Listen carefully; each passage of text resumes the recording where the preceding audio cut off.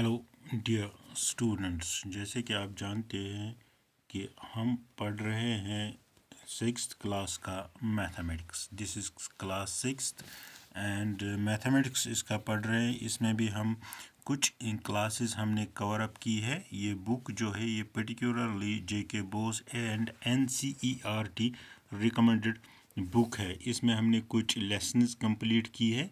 तो आज हम जो लेसन नंबर 2 पढ़ रहे हैं, चैप्टर नंबर 2 पढ़ रहे हैं, इसमें से हमें कौन सी 2.3 एक्सरसाइज स्टार्ट करनी है।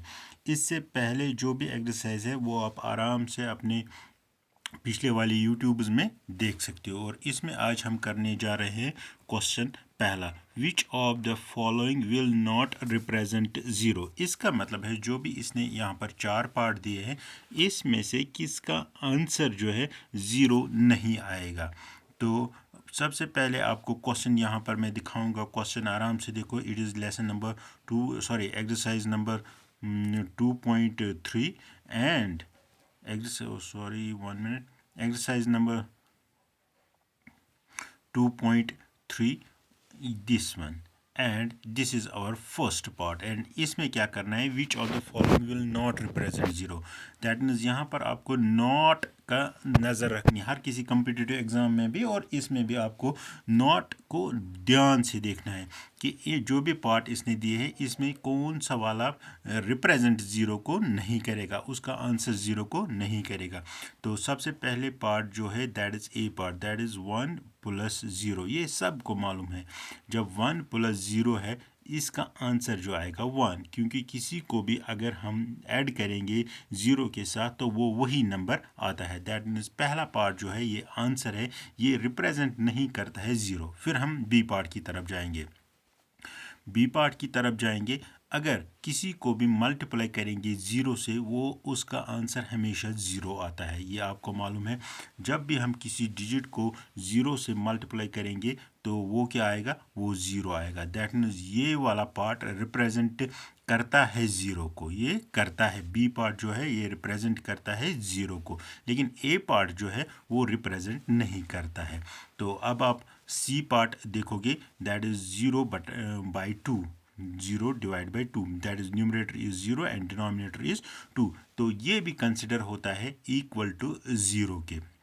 दैट मीन्स जो सी पार्ट है ये भी रिप्रेजेंट करता है किसको, ज़ीरो पे को। तो दैट मीन्स अब तक हमने 3 पार्ट देखे हैं। पहला वाला रिप्रेजेंट ज़ीरो को नहीं करता है, दूसरा वाला रिप्रेजेंट करता है ज़ीरो को, और तीसरा वाला भी रिप्रेजेंट करता है ज़ीरो। और जो चौथा पार्ट अगर देखेंगे तो that is 10 - 10 divide by 2।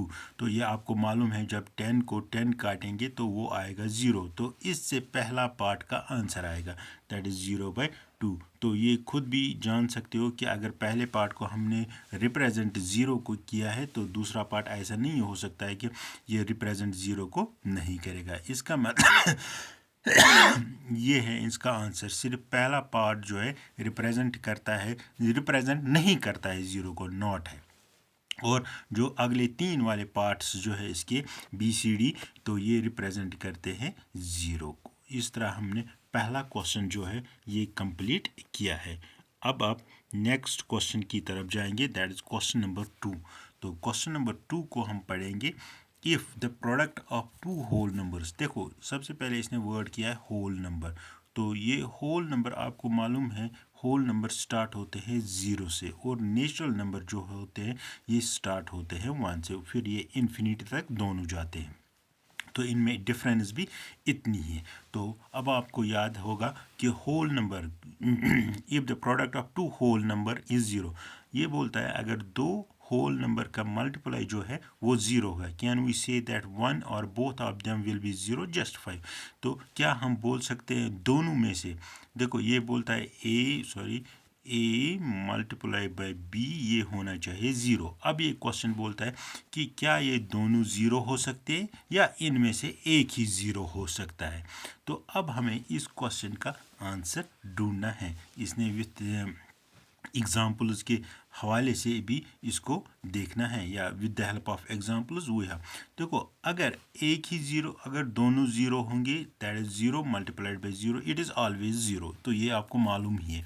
That means if both are zero then our resultant is zero. हाँ, इनमें से अगर एक भी ज़ीरो होगा तो हमेशा हमारा मल्टीप्लाई इक्वल टू आएगा ज़ीरो। अगर आप कहीं पर भी देखोगे ज़ीरो को जिसके साथ 5, जिसके भी डिजिट, जिसके भी नेचुरल नंबर या होल नंबर के साथ मल्टीप्लाई करेंगे, वो हमेशा क्या आता है, वो आता है ज़ीरो ही।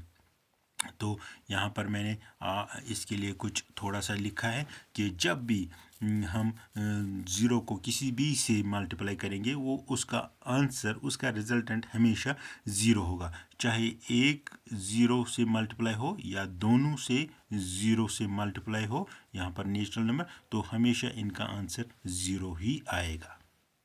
ओके, इसके बाद और एक क्वेश्चन है, दैट इज़ क्वेश्चन नंबर 3, वो भी करने जा रहे हैं आज।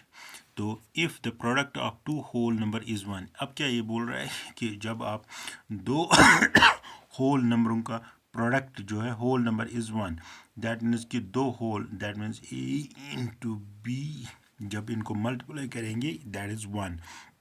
अब इससे पहले ज़ीरो के साथ था, अब ये 1 के साथ था। क्या हम बोल सकते हैं इन दोनों में से एक 1 है, या दोनों 1 है, या दोनों कुछ डिफरेंट होंगे? तो हम सिंपली जिस तरह इससे पहले क्वेश्चन में किया था, उसी तरह अब भी करेंगे कि इनमें से दोनों 1 होने चाहिए, एक ही नहीं, दोनों 1 होने चाहिए, तब जाके आंसर 1 आएगा। क्योंकि अगर आपने पढ़ा होगा टेबल, 2 1 ज़ा 2, 3 1 ज़ा 3, दैट मीन्स ये ज़ीरो की तरह नहीं है, ये वही आंसर आएगा जिसके साथ आप इसे मल्टीप्लाई करोगे। इसका मतलब है यहाँ पर दोनों ही डिजिट्स क्या होनी चाहिए, 1 होनी चाहिए, तब जाके इनका प्रोडक्ट क्या आएगा, तब जाके इनका प्रोडक्ट 1 आएगा। तो इसका आपको बहुत ध्यान रखना है कि इससे पहले ज़ीरो को किसी भी से मल्टीप्लाई करेंगे, that becomes the zero, while as 1 को जिसके साथ भी मल्टीप्लाई करेंगे तो वो वही डिजिट निकलता है जिसके साथ हम उसको मल्टीप्लाई करेंगे। चलो, इस चैनल को आप like, subscribe and comment section में अपने क्वेश्चंस लिखोगे, जो भी आपको क्वेश्चन होगा। चलो।